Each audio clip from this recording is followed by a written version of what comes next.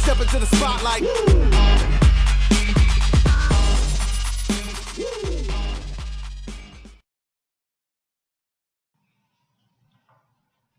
Hey guys, what's up? So yeah, this new one-shot comic come out, and so I thought I'd check it out. I was like, if it's good, it's good. If it's bad, I'll roast it. So it's a win-win situation. I didn't really like Silver Sable, so let's try this out. Maybe it'll be good to roast. And I had a little bit of a problem because I read this book and I liked it. So yeah, now I've got that issue to deal with. So this is DarkHawk, The Return, Part 1 of 1. It's Marvel Legacy one-shot. And I don't really know what I think about these one-shots. I feel like that they're just putting them out to make money because, it's a one-shot. They know they're going to make that first issue money, and then they just quit it after that. And then maybe depending on how good it is, they can write a series later. Maybe that's what they're thinking. But this is DarkHawk, and it's pretty cool cover. Now they drew him kind of dopey at the bottom. His face is kind of dopey, so that kind of threw it off a little bit. But the top part's pretty cool, and I like neon purple, so it's pretty cool. So if you don't know the story behind DarkHawk, they have a little bit of a story here, and it says Chris Powell didn't know where the amulet came from or why it appeared in the old amusement park. All he knew was that when he grasped it, he transformed into the being of great power. When he was young, he used that power to defeat crime, but it was a long time since Chris was DarkHawk. And see, that's a classic story. That's like Power Rangers, that's like Thor, that's like all these Beetleborgs, all this other stuff. A teenager got a superpower, started fighting crime. I mean, that's one of the best origin stories for most characters. So Chad Bowers and Chris Sims did the writing. I don't know why you need two writers. But Kev Walker did the art, and Hava Tartaglia did the color. So yeah. Editor-Chief Alex Alonso. Editors are Charles Beecham and Jordan D. White. And then there's two assistant editors. Why are there so many people working on this book? Well, at least it's good. It'd been bad if they worked on it and it'd been like Doctor Strange was I think it was issue 25 that I did a video of. You might want to check it out. That they had like 6 people doing the art on it and it still sucked. But it says, this is the Tree of Shadows. This has all the different amulets on there. And he's basically having a dream here. He's got his amulet, but it doesn't work. And then he's attacked by these raptors. And then he wakes up. And at this point, it's been a while since he's been DarkHawk. He's still got the hole in his chest from the accident. He has now moved in with his girlfriend, and we get the first shot of his girlfriend, and she's drawn very weird. I didn't like this first drawing. I was like, oh my God, I hope this don't continue. But they fixed it later on, but I was like, why are her hips so wide, but her legs are super skinny, and why is her calf so big, and why does she have grandma boobs? But, they fixed it later on. So basically, he's talking to her about, hey, I can't get the amulet to work. I don't really know what to do. I keep having this nightmare. She says that maybe you can help in other ways. Maybe you can contribute by being an officer like you are, and just do it that way. And he says, what does he say here? He has something he says about it. He says, I guess maybe that I can, but at the same time, he's kind of feeling the fact that, DarkHawk kind of give him a purpose, and now that he doesn't have the ability anymore, it's kind of, he doesn't really know what to do with himself. So him being a police officer, he kind of concentrates on that. And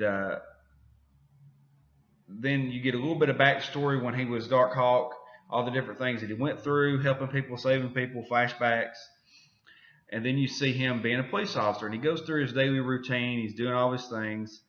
And he talks about his dad. He says, when we were kids, we had to write a paper about our heroes. And he said, son, a lot of kids pick Captain America, but for me, it was always going to be Officer Mike Powell, my dad. And he said, he found out later on that his dad was crooked, but at the same time, he really admires his dad for being a police officer. And so he's following in his footsteps, but he's doing the straight and narrow. He's trying to fix what his dad did by being crooked. And so he sees the champions on the wall there, and he's thinking, oh my God, that's 5,000 copies a month. I mean, he's thinking that's a great team, and he said, well, that'll have to be enough. I'll have to be a police officer for now. And so then later on that night, he gets a call, and where does the call happen to be? But the old amusement park. He's like, wow, what are the chances? So he speeds away to go check on it. The art is decent on there. You can tell there's a lot of tracing, but it's okay. And then we get these other police officers hanging out, and they said, whoa, and they saw him sped away, and they said, did we miss a call? And he says, oh, that was Powell's kid. He said, crooked Mike Powell? And he says, what's your mouth or whatever? And he says, Powell is coming up quick. He might make detective soon. And the lieutenant there says, oh, well, maybe it's time for him to have a talk with us. So obviously they're crooked cops as well. And I saw that donut and I instantly wanted a cream-filled donut. I was like, oh, man. But so he makes his way to the amusement park. He talks about how after the Skrull invasion, which is a nice little tidbit of past storylines, that somebody was going to fix it up, but it's what we call in the business snake bit. You'll have a spot that's just snake bit. You'll have a location that's had several businesses come in there and try to do things over and over, and it always fails. You call that location snake bit because whoever goes there always fails. So he gets there and he's looking around. He doesn't really find anything, and then all of a sudden he hears his name, Powell, and he whips around and pulls his gun out, and they said, whoa, whoa, whoa, don't shoot us, cowboy. And he says, don't sneak up on me like that. And he says, what are y'all doing here? I didn't call for backup. And he goes, backup? Why are you talking like that? He says, do you know who I am? And he says, yeah, you're Sergeant Harold Conrad. And he said, I knew your dad, Chris. We were never particularly close, but we had a lot of the same friends, very generous friends, if you know what I mean. And he says, I'm not my dad, Sergeant. And then we almost get this scene from The Predator here as they're sitting there watching these people. I almost got that sense in my head where you start hearing that boom, boom, boom, boom, boom, boom, as he's sitting there watching them. And he says, no, you're smarter than him. He said, no offense, but if he had your brains, he would still be standing here talking to you instead of me. He says, save it. I think I'm done here. I'll tell dispatch that I didn't find anyone causing trouble, just a couple of rats. I was like, oh, dang. He says, hold on. I'm not making myself clear. We don't extend an offer like this to everybody, Chris. Either you're in or you're kablam. And then he just gets zapped, and he's gone, and the other cop just runs away. And then these two guys show up here, and he says, I told you he'd take the bait. This is where it started for him. This is where it will end. And he says, don't move. You're both under arrest. And they said, your laws don't work on us, human. They knock him to the ground. He says, they're armor. They're Raptors. And so he starts trying to fight them and run away because obviously he can't fight them hand to hand. They're Raptors. They have superpowers. So basically they're after him. And I like their armor because they both have characteristics of things. One of the armor is almost like a gorilla and the other one's like a bird. But I thought they were all basically just Raptors. Flying things, but it's like that one has both the flying and the land capabilities. But so then he gets away and they're after him. They go into the mirror house to try to find him, and they said, we're not here to hurt you that bad. We just want the amulet, but if you don't give it to us, it's going to be really bad. And he goes, you know what? Well, the day that I'm having, I might just hand it over if they'd ask nicely, because he's about had it with it. So then he gets out his stun baton, zaps him with it. And he says, what the heck? I've taken bullets at point-blank range as DarkHawk and walked away without a scratch because when he hit that guy, it actually hurt him. And he says, you're not really Raptors, are you? And he says, we're real enough, pretender, and smashes him up against the glass.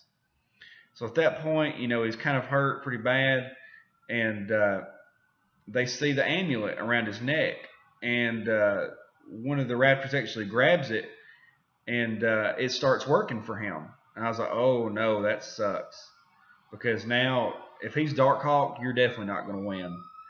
So he says, how's this possible? It rejected me, but it went to him. He said, wait a second, something's not right. And so then he says, by all the gods of the eternal sky, Canaris, you've done it. You've become a true Raptor. When Telnor sees this, he'll promote you. And he turns and looks at her, and she knows something's wrong. And so he grabs a hold of her and smacks her. And then Pal makes the assumption that it's Razor, because Razor is the personality of the armor when nobody's wearing it. It's kind of like Onslaught. And so basically, Razor is bad. It's got a lot of murderous and killing and fighting tendencies. So he's trying to stop it. He gets it to come to him, and it grabs a hold of him, touches the amulet on its chest, and then transports him to a different place. At that point, they're pretty much like this dream realm inside the armor, and he's telling him about everything that's gone on. He says, the armor says that he's no longer Razor. He actually has a personality now thanks to Pal, and he's actually called DarkHawk now. He said he's been fighting the evil Raptors for a long time. They're trying to gather as many people as possible. He's actually disconnected from the tree to try to, fight them and everything, and he's doing as best he can, but he needs Chris. And so Chris has a decision to make. Is he going to join DarkHawk again, or is he going to give up? And he says, I have a family, I have a fiance, I have all these things going on. I don't know if I can do this. And he says, what does he say here? He says, but what am I going to do? Not help? And that's where Chris is like, wow, that's not something Razor would say. This DarkHawk has definitely changed. And so then we get the cutscene here, and the armor is now, it looks different. And the camera says, what happened? Where is Pal? There was a flash of light, and he disappeared. Then your armor, it changed. Please, is that you, brother? And he says, no, I am DarkHawk. And he blasts her away as she like disappears as he blasts. And he says, well, that felt different somehow. Different but incredible. There's a lot of smoke coming off the armor. It's very dramatic, really awesome looking. And he says, Razor was right, except merging didn't repair the armor. This is an all-new DarkHawk. It's not just the armor. I've never felt more in control. He says, maybe this time it really is me under the, oh, crap.